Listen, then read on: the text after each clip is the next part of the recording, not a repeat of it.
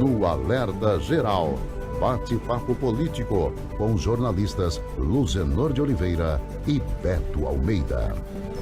O governo federal sofreu mais uma derrota ao ver nessa terça-feira a maioria dos 81 senadores assinar o requerimento com o pedido de criação de uma comissão parlamentar mista de inquérito CPMI para investigar a roubalheira de 5 bilhões e 300 milhões de reais de aposentados e pensionistas. O dinheiro foi desviado por entidades sindicais e associativas.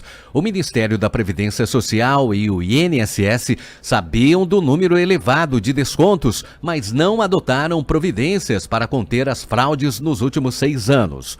Agora, deputados e senadores, com apoio de muitos aliados ao Palácio do Planalto, querem investigar as fraudes. O escândalo ganhou tanta dimensão que, entre os 81 senadores, 41 assinaram o requerimento para o caso das fraudes ser investigado.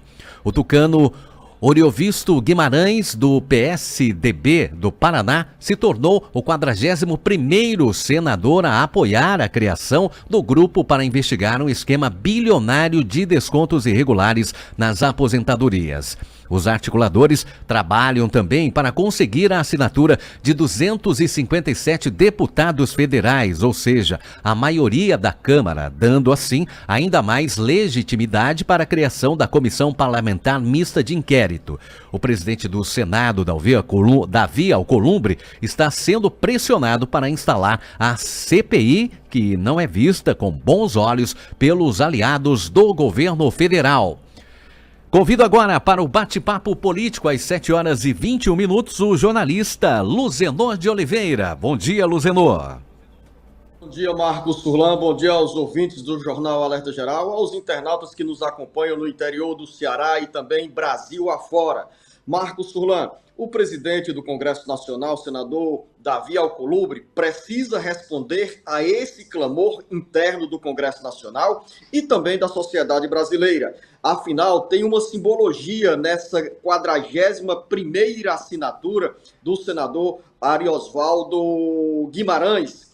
Ele é o 41º senador, ou seja, entre 81 senadores, representando aí a maioria do Senado, ou seja, mais da metade dos senadores quer a instalação da Comissão Parlamentar de Inquérito. Além desse número, no âmbito do Senado, temos aí quase 250 assinaturas lá na apresentação do requerimento com o pedido da Comissão Parlamentar Mista de Inquérito. Os deputados federais, os senadores fazem uma articulação para que o número de assinaturas chegue também à metade da Câmara Federal, ou seja, 257 deputados federais.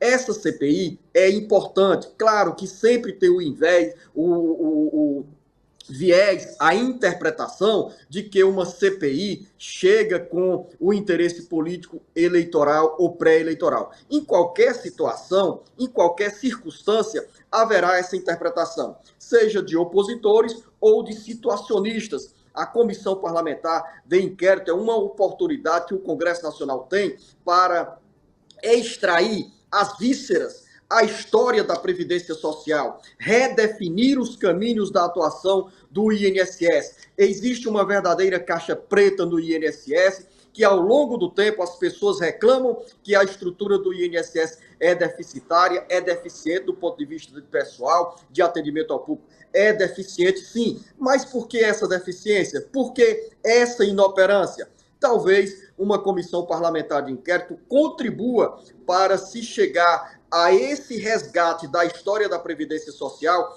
e redefinir os rumos de atuação administrativa. Eu não estou colocando em xeque aqui, não estou discutindo se mexer em regra, em norma de aposentadoria e de benefício. Não, os trabalhadores, os segurados, os beneficiários da Previdência Social já foram muito massacrados com a reforma da Previdência Social de 2019, aqui mesmo no dia a dia e especialmente aos sábados, conversamos com o professor e advogado Paulo Bacelar sobre as normas mais rígidas para se conseguir benefícios da Previdência Social. Chegando aos dias atuais, tivemos há pouco mais de um mês o estouro da boiada, esse escândalo que é o maior da história da Previdência Social, com o roubo, com o desvio de 6 bilhões e 300 milhões de reais do bolso de aposentados e pensionistas. Então, a Polícia Federal, independente de atuação de governo, independente de orientação de governo, a Polícia Federal e a Controladoria Geral da União receberam as denúncias, receberam as informações, desconfiaram desse excesso de pedidos de desconto para as entidades sindicais e associativas em cima dos benefícios dos aposentados e pensionistas. Então, independente de governo, a Polícia Federal descobriu esse ciclo de fraudes, esse escândalo. E esse escândalo não pode ficar debaixo do tapete, nem ficar na impunidade quem o promoveu, quem se beneficiou. Estamos falando de 6 bilhões e 300 milhões de reais desviados do bolso dos aposentados, dos pensionistas, gente pobre, sofrida, que para alguns retirar R$40 não faz falta, porque não é no seu bolso de quem já tem muito, mas tira R$40, R$30 do bolso de quem recebe apenas um salário mínimo e tem esse dinheiro já comprometido para alimentação e, em muitos casos, para aquisição de remédios. Então, essa CPI pode dar uma colaboração, pode dar uma grande contribuição no sentido de termos uma verdadeira limpeza na estrutura administrativa do INSS. Por que temos tantos servidores do INSS à disposição de outros órgãos federais, quando esse próprio INSS precisa de gente para atender a população, para atender o contribuinte, para atender o segurado, o beneficiário, a segurada beneficiária? Então, Marcos Furlan, o presidente Davi Alcolumbre precisa dar essa resposta, porque cabe a ele, como presidente da mesa diretora do Senado, dar o aval para dar o andamento ao pedido de CPI. Lembrar, Marcos Furlan, que a CPI está legitimada, ou seja, o pedido de CPI atendeu a todas as exigências e não interessa essa interpretação, essa linguagem que sempre se usa, não se sabe onde se começa a CPI, mas não se sabe onde vai terminar. Não interessa onde vai terminar. A CPI precisa ser instalada e precisa dar uma resposta aos brasileiros sobre o que é e como funciona o INSS. Jornalista Luzenor de Oliveira, eu quero continuar nessa conversa com você, Luzenor, porque esse assunto mexe com milhões de brasileiros, com milhares de cearenses. O INSS poderá abrir as agências para atender de forma presencial aposentados e pensionistas que tiveram o dinheiro roubado. Como será e quando começa esse atendimento, Luzenor? Marcos, tem duas situações.